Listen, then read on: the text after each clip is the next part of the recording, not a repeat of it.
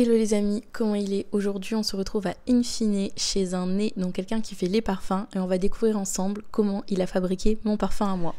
Bonjour Emeline, je m'appelle Jean Patou, je Patou. suis un nez, un créateur de parfums et j'ai inventé un concept qui lie très fortement les choix de parfums avec les personnalités.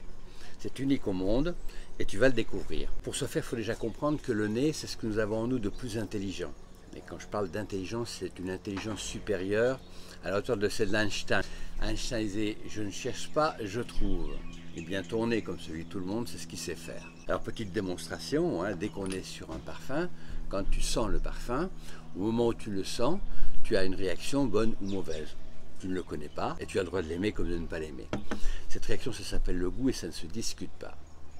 Posons-nous la question, comment peut-on avoir une réaction sur quelque chose de totalement inconnu si notre nez, le sens olfactif plus exactement, n'avait pas compris ce que représentait l'odeur du parfum en question. Alors ça paraît un peu embrouillé, donc on va faire un parallèle avec le sens visuel avec lequel notre cerveau est persuadé de tout faire ou presque. On a ici un petit texte en chinois. Si on n'a pas appris le chinois, quoi qu'il raconte, imaginons qu'il parle de nous en nous injuriant. Nos yeux, notre sens visuel, joue son rôle. Il envoie au cerveau un descriptif précis de tous les signes observés. Et on peut rester 15 jours dessus. Pas d'apprentissage du chinois, aucune compréhension. Et bien que le sens visuel ait parfaitement fonctionné, aucune réaction. Sur un parfum, immédiatement, instantanément, on a une réaction instinctivement, j'oserais dire, on y reviendra tout à l'heure dans le détail, on a une réaction, c'est donc qu'il y a une compréhension, c'est ça l'intelligence du nez, et c'est une intelligence encore une fois supérieure. Alors, puisque tu es là, tu es condamné à sentir 56 parfums. C'est l'expérience que tout le monde a faite, prouvée, dans tous les sens. C'est pas le nez qui est en cause, c'est le cerveau. Pourquoi? Le nez, je vais m'attacher à le démontrer tout à l'heure, travaille à 100% dans la partie inconsciente de notre cerveau. Or, toutes les autres données et auxquelles tu n'échappes pas en rentrant dans toutes ces parfumeries, tout ça travaille avec la partie analytique, donc consciente du cerveau. Il y a une rivalité telle qu'au bout de 4-5 parfums, ton nez il râle, il dit « Oh, j'étais là pour bosser, tu veux pas, débrouille-toi ». Et il ne joue plus son rôle, on a l'impression que tout se mélange. Sur chaque parfum, il suffit d'écouter la réaction que tu as. Ça reste instinctif, il n'y a aucune réflexion à avoir. Plutôt oui, plutôt non. C'est-à-dire la première étape, sur les 56, on va en éliminer 15, 20, 30, peu importe. La deuxième étape, elle sera comparative, c'est-à-dire on reprendra ce que tu as retenu, et puis entre le premier et le deuxième, lequel je préfère.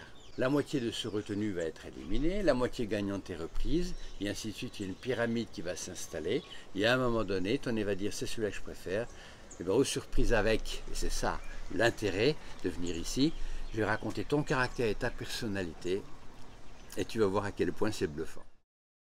Premier, deuxième, troisième. Alors maintenant, Emeline, accroche-toi. Tu vois qu'il y a des symboles de couleurs qui sont ici.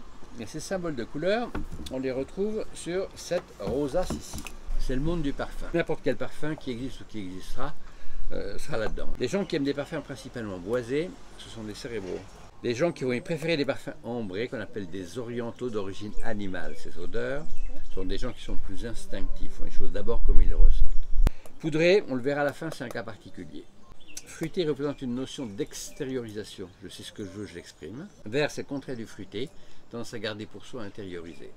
Fleuri est frais ici. Alors déjà, le frais, c'est une sous-famille du vert, mais ça a la même résonance que les floraux, parce que j'ai rien marqué à l'intérieur ici.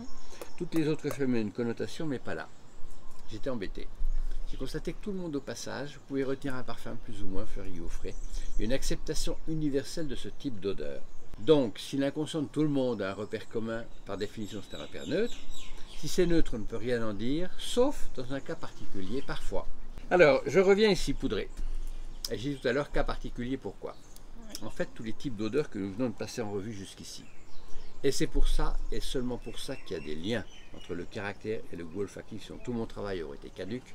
Ce sont des types d'odeurs que tout être humain sur cette planète connaît, universellement et ancestralement. Donc tout ça sont les généralités. Maintenant, on va voir tes choix.